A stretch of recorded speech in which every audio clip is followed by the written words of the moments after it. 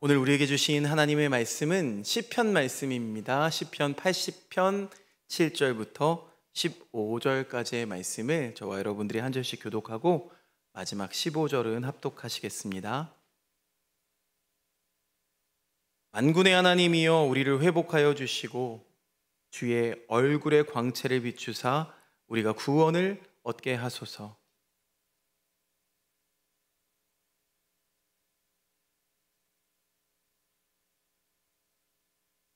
주께서 그 앞서 가꾸셨으므로 그 뿌리가 깊이 박혀서 땅에 가득하며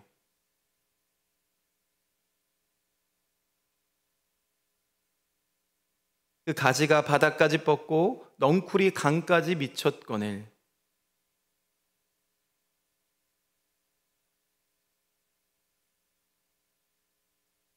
숲속의 멧돼지들이 상해하며 들짐승들이 먹나이다.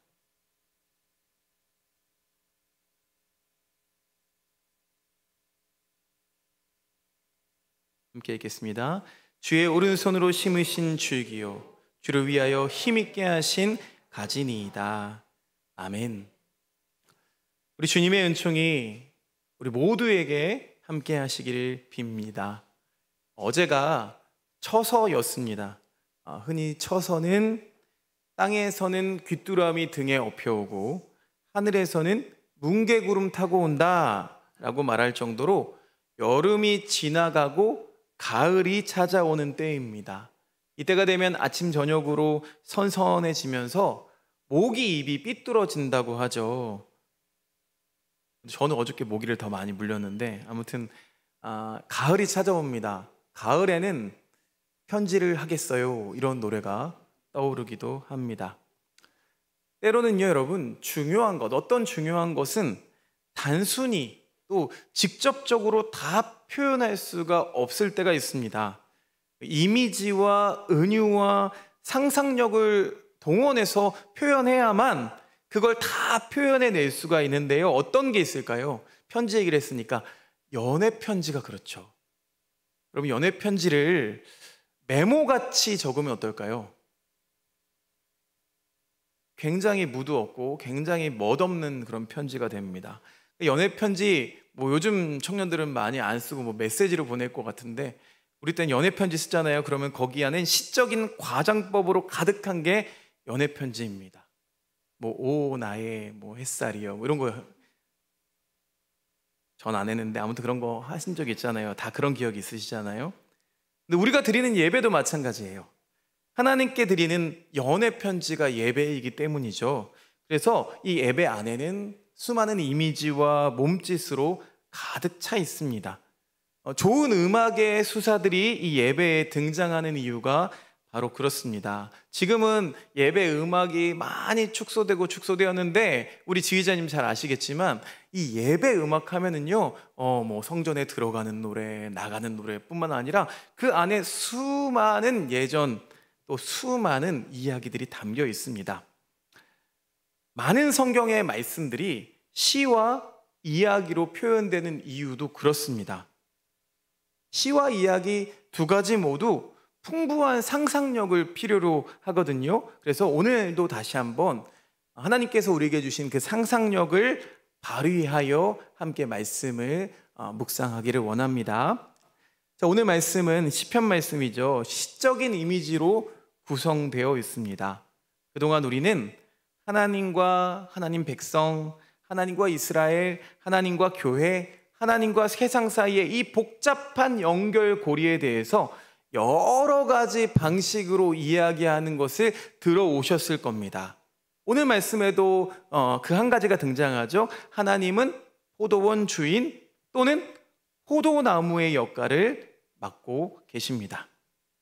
말씀 제목에도 등장하는 포도원, 이 포도원은 하나님의 동반자, 즉 이스라엘, 교회, 세상, 심지어는 우리 민족을 다양하게 지칭하는 표현 중에 하나입니다. 그러면 하나님은 이 포도원을 언제부터 시작하셨을까요? 출애굽과 약속의 땅을 정복할 때에 심었다라고 오늘 말씀에 기록되어 있고요. 실제로 이 포도원이 번성했습니다. 오늘 말씀 다시 한번 읽어볼까요? 8절부터 11절까지 우리 세번역 성경으로 한번 읽어보겠습니다. 시작. 주님께서는 이집트에서 포도나무 한 그루를 뽑아 오셔서 문 나라를 몰아내시고 그것을 심으셨습니다.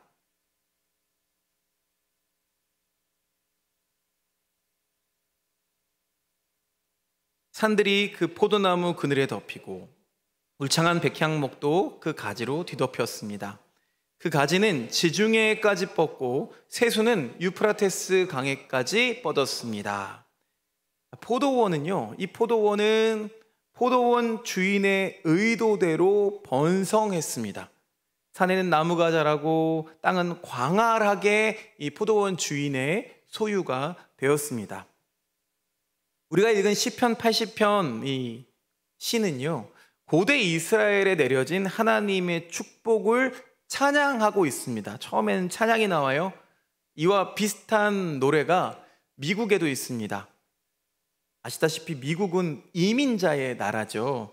아메리카 더 뷰티풀이라는 노래가 있는데요. 1895년 7월 4일 미국의 독립기념일에 발표되어서 미국에서는 이 노래가 제2의 국가인 노래입니다. 가사를 조금만 보자면요.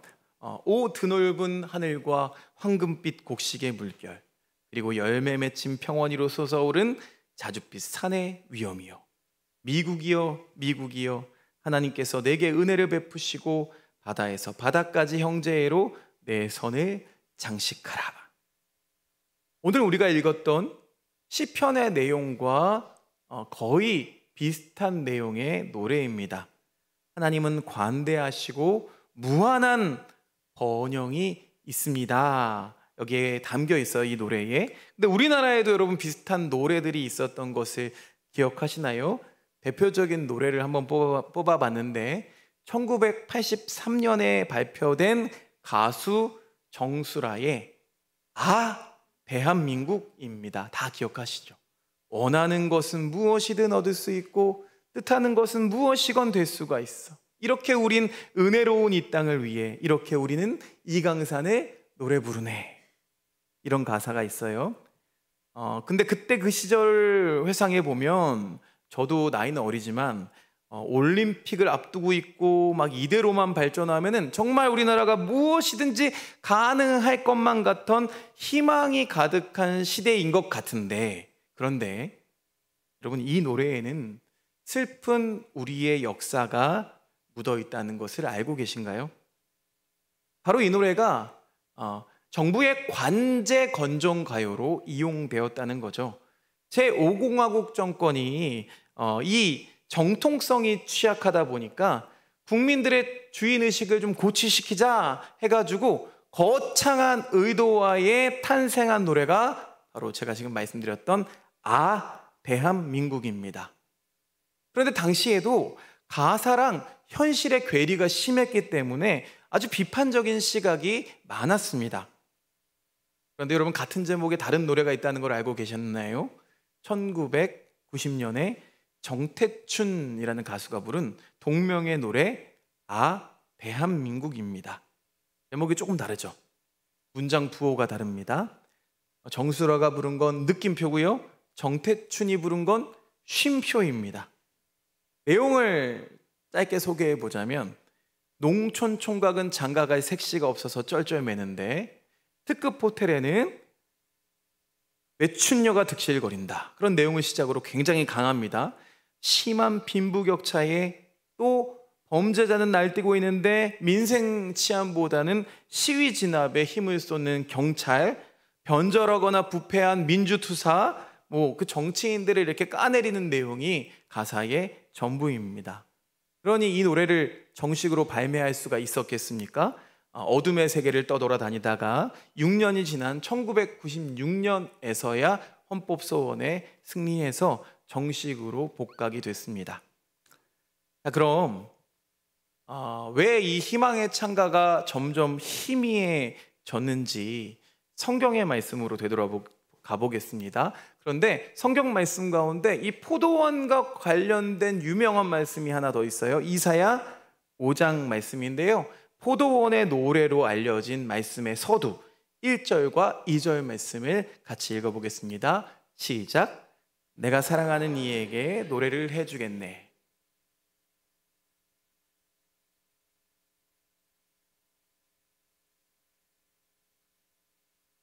땅을 일구고 돌을 골라내고 아주 좋은 포도나무를 심었네.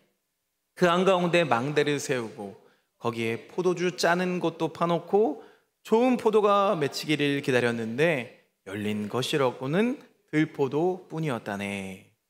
자, 결과를 보니까 어때요? 마지막 구절에 결과는 들포도뿐이었다네. 여러분, 들포도 혹시 드셔보셨습니까? 그러니까 제대로 경작하지 않고 약간 방치되어 있는 포도를 먹어보면요 시끄럽다고 하죠. 엄청 씁니다. 신포도를 들포도라고 불러요. 모든 세심한 계획과 아낌없는 보살핌에도 불구하고 포도원이 실제로 번성하지 못했다는 거예요. 번성하는 것 같았으나 실패했다는 겁니다. 그러니 포도원 주인은 실망합니다. 이사야의 시적 상상력 속에서 포도원 주인이신 하나님이 이 실패한 포도원에 크게 실망하셔서 도끼와 괭이를 들고 그 포도원을 모두 파내십니다. 오늘 말씀에도 그런 부분이 있어요. 11절부터 13절 말씀 다시 한번 읽어보겠습니다. 11절부터 13절 시작.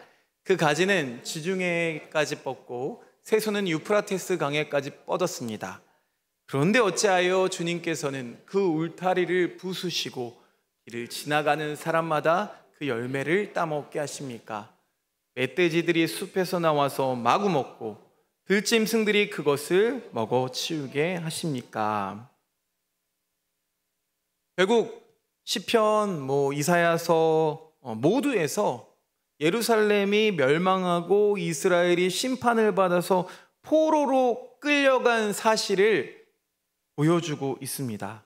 포도원 주인이신 하나님에게 거부를 당해서 이 역사적인 경험을 한 것을 지금 시와 이야기 속에 반영하고 있는 거죠. 하나님께서 그렇게 바라셨던 포도원을 이들은 이루지 못했습니다. 오늘 말씀을 읽다 보면, 읽으면서 우리는 우리 사회를 떠올리게 될지도 모르겠습니다. 불안과 두려움과 분노에 휩싸인 우리 사회가 자연스럽게 떠오르죠. 지금 세상은 여러 면에서 실패했습니다. 여러분, 미국을 방금 얘기했던 그 위대한 국가라고 얘기할 수 있게 되었나요? 여러 면에서 실패했음을 목격하고 있습니다. 뒤처진 사람들에게는 전혀 목소리를 주지 않아서 정치적으로 실패했습니다. 승자 주도의 역사가 실패했다는 반증입니다. 또 하나님의 창조물의 아름다움과 존엄성을 문화적으로도 제대로 반영하지 못했습니다. 지금 우리들이 겪고 있는 이상 기후가 그 실패를 잘 보여줍니다. 뿐만 아니라 인간관계를 상품으로 전락해 버리고 비열하게 불안을 조장합니다. 고대 이스라엘의 시들을 이 창조주의 소망을 저버려서 위기에 처해버린 오늘날 우리들의 모습에 대입해 보는 것은 그렇게 어렵지 않은 일입니다. 그렇게 찬가 후에는 늘 애가가 있습니다. 경이로움에서 시작한 것들이 희망대로 이루어지지 않았음을 인정하는 순서로, 그래서 우리의 시선은 빠르게 이동합니다. 여러분, 가정을 이룰 때, 한 가정을 이룰 때는 그 시작에는 찬가로 가득합니다. 한 가정을 축복하는 말, 노래, 그것들로 가득하는 게 혼인 예식이죠. 그러나 현실의 어려움에 맞닥뜨리게 되면 언제 내 결혼 생활에 찬가가 있었냐는 듯이 현실적인 고난에 몸부림칩니다. 국가도 마찬가지죠. 민주주의만 이 땅에 이루어지면 모든 게 가능해질 거라는 믿음이 어느새 그 민주주의 체제에 대한 불신으로 바뀌어 버린 지가 오래입니다. 비단 가정이나 국가만 그렇던가요? 여러분, 교회도 마찬가지입니다. 교회 공동체가 태동하고 시작할 때에는 무엇이든지 할 수 있을 것 같던 우리들의 찬가가 점점 희미해져 갑니다. 오늘 말씀에서처럼 경이로움에서 현실을 인정하는 방향으로 그렇게 시선이 옮겨가고 있습니다. 그렇다면 우리는 묻지 않을 수가 없습니다. 그렇다면 왜? 라고 말이죠. 정말 왜 그럴까요? 왜 이런 일이 일어났을까요? 약속의 땅에 있는 이스라엘의 그토록 위대한 소망이 그렇게 쉽게 파괴되어 버린 걸까요? 새로운 세상에 대한 고귀한 꿈이 어떻게 이렇게 심각한 불안과 소외 그리고 분노로 변할 수가 있는 걸까요? 먼저 고대 이스라엘에 대해서 예언자 이사야는 이렇게 답합니다. 이사야 5장 7절 하반절 말씀 읽어보겠습니다. 시작.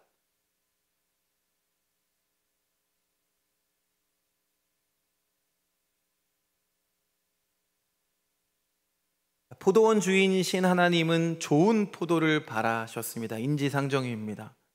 그런데 이사야는 이 좋은 포도에 대한 소망을 뭐라고 정의하고 있냐면 정의와 공의였다고 말합니다. 하나님이 이스라엘에게 바란 열매가 정의와 공의였다고요? 자, 이 정의와 공의라는 말은 이렇게 서로 쌍으로 예언자들이 즐겨 사용하던 단어입니다. 여러분, 정의란 무엇입니까? 사람들을 이웃처럼 대하는 경제를 말합니다. 그럼 공의란 무엇입니까? 공동의 이익을 위해서 에너지와 자원을 쏟는 것을 의미합니다. 하나님께서 바라신 포도가 이것이었다고요. 하나님께서 바라신 좋은 포도는 결국엔 이웃에 대한 관대함과 공동의 이익을 위한 헌신이었다는 거죠. 그런데 예언자가 말하기를 하나님이 이 정의와 공의 대신 얻으신 것은 피 흘림이라고 말합니다. 이 피 흘림은 무엇입니까? 강자들이 약자들의 생명력을 빨아먹는 약탈 행위를 말합니다. 또 어떤 열매를 맺었대요? 울부짖음의 열매를 맺었다고 합니다. 밤에 배가 고픈 아이가 울부짖는 것처럼 의료 지원을 제대로 받지 못해서 죽어가는 사람의 절박한 울부짖음만이 남았다는 겁니다. 정의와 공의와는 전혀 정반대되는 그런 현실입니다.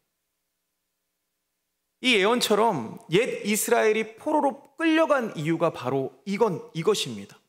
바로 이런 역사적 사실 때문에 말씀을 읽는 우리들은 때로는 염세적으로 변하게 됩니다.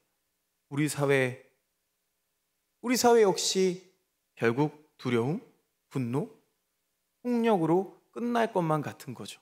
소망이 없어 보이는 거죠. 그러나 포도원 주인의 기대는 깊었습니다. 이 포도원 주인이 실망하면 포도원은 결코 번성할 수가 없겠죠. 오늘 우리가 읽은 시편 말씀이요, 이 단계들을 명확하게 구분해 주고 있습니다. 처음에는 하나님의 선하심을 찬양해요. 그러다가 재앙으로 끝난 실패와 실망을 다루고 마지막으로 그럼 왜? 라는 깊은 질문을 던지고 있습니다. 그런데 여러분, 절망과 두려움에 빠지면은요, 그럼 왜? 라는 질문도 하기가 벅찹니다. 어떤 질문을 하게 될까요? 왜 나만? 이라는 질문을 하게 되죠. 처음 우리가 가졌던 소망들이 이렇게 가시적으로 보일 때에는 우리는 무엇이든 가능할 것처럼 소망했습니다. 또 여전히 그 시절을 그리워하기도 합니다. 여전히 리즈 시절을 우리는 그리워하죠. 그런데 지금 우리는 어쩌면 그 시기를 지나서 생존이라는 현실에 맞닥뜨리고 있다고 생각합니다. 그럼 어떤 선택을 할까요? 현실적인 선택을 하게 되겠죠. 그러나 여러분, 오늘 읽은 시편 80편 이 말씀에 이런 구조 사이사이에 이 시편 기자가 하나님께 드리는 간구가 빠지지 않았음을 우리는 기억해야 합니다. 먼저 7절 말씀과 14절 말씀을 읽어보겠습니다. 시작. 만군의 하나님, 우리를 회복시켜 주십시오. 우리가 구원을 받을 수 있도록 주님의 빛나는 얼굴을 나타내어 주십시오. 만군의 하나님, 우리에게 돌아오십시오.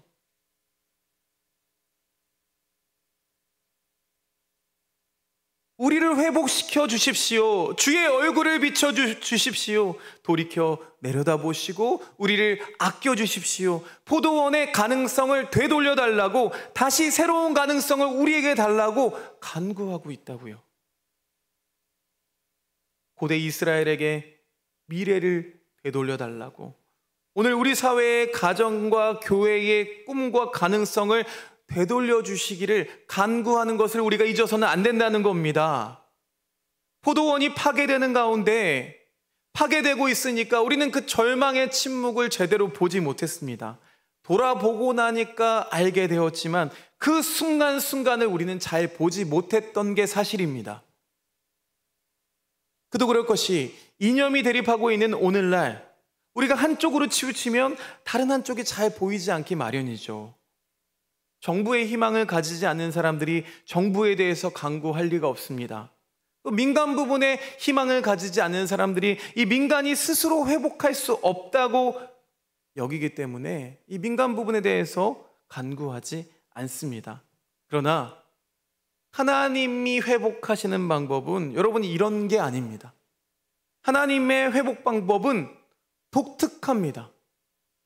그 독특한 하나님의 회복을 우리가 신뢰하기 때문에 시편 기자는 소망을 이야기하고 있는 거예요. 그래서 이렇게 기도할 수 있는 거죠. 19절 말씀도 마지막으로 함께 읽어볼까요? 시작. 만군의 하나님, 우리를 회복시켜 주십시오. 우리가 구원을 받도록.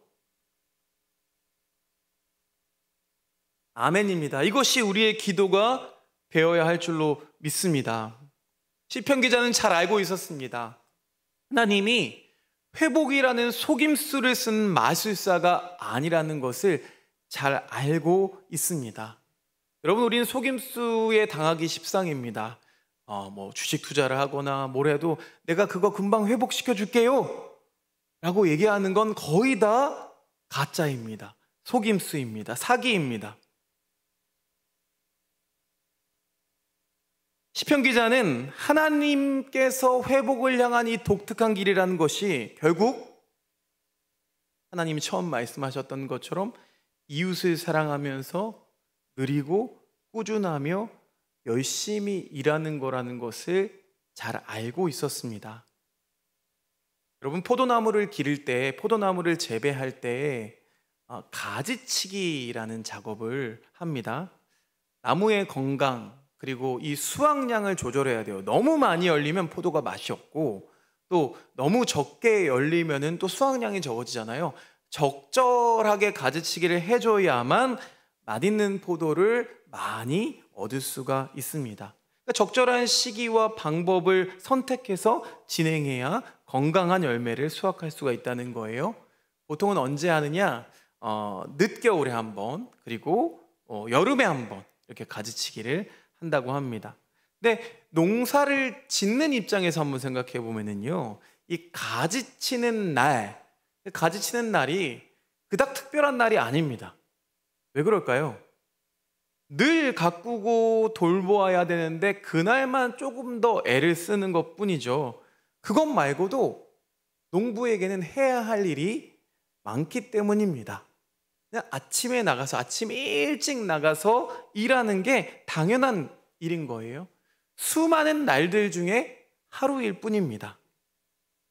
그런데 그 성실한 일상들이 모여서 포도로 비유하신 게 너무나 마침 맞는 것 같아요. 여러분, 포도는 한 송이에 여러 열매들이 주렁주렁 달려 있잖아요. 알알이 박혀 있잖아요. 그런 성실한 일상들이 모여서 건강한 포도가, 맛있는 포도가 완성된다는 거죠. 다양한 각종 포도를 생산하게 된다는 겁니다. 사랑하는 여러분, 우리는 더 이상 착취의 포도, 비참함과 버려진 자의 외침의 포도를 생산하는 것을 중단해야 합니다. 그저 성실하게 이웃의 정의와 또 공공의 정의의 포도를 생산해 내야 할 줄로 믿습니다. 그렇게 하나님의 방법으로 포도원을 가꾸어 나가면 이 포도원이 회복될 줄로 믿습니다. 여러분, 하나님의 길은요, 우리가 생각하는 길과 방식, 그것과는 너무나 다릅니다. 또 그 길을 감히 우리가 협상하거나 타협할 수도 없습니다. 하나님을 사랑하는 사람이라면 자연히 이웃을 사랑하게 되어 있죠. 그러니 이 이웃을 대신할 수 있는 게 없습니다. 자, 그렇다면 왜? 라는 질문에 대해서 우리는 이미 해답을 가지고 있는 셈이죠. 세상의 일방적인 방식은 효과가 없습니다. 하나님의 이 독특한 회복 방식에 우리들의 소망을 잇대기를 간절히 소망합니다. 여러분, 우리에게 맡겨주신 포도원이 있죠. 여러분의 가정, 그리고 우리 교회, 또 이 나라, 또 우리 여러 공동체들. 하나님은요, 잘 익은 포도가 열리기를 기대하시면서 예전부터 오늘까지 쉬지 않고 성실하게 일하심을 여러분 기억하시길 바랍니다. 그러니 우리는 들포도, 이 신포도를 맺어서는 안 됩니다. 하나님을 닮아서 성실하게 자라는 우리들의 포도원을 주님께서 가장 완벽한 방법으로 복원하실 줄로 믿습니다. 세상이 바뀌게 되는 것은요, 어떤 위대한 지도자가 아니라 여러분, 한 사람 한 사람, 그 자리에서 땀 흘리고 수고한 사람을 통해서 이루어져 왔습니다.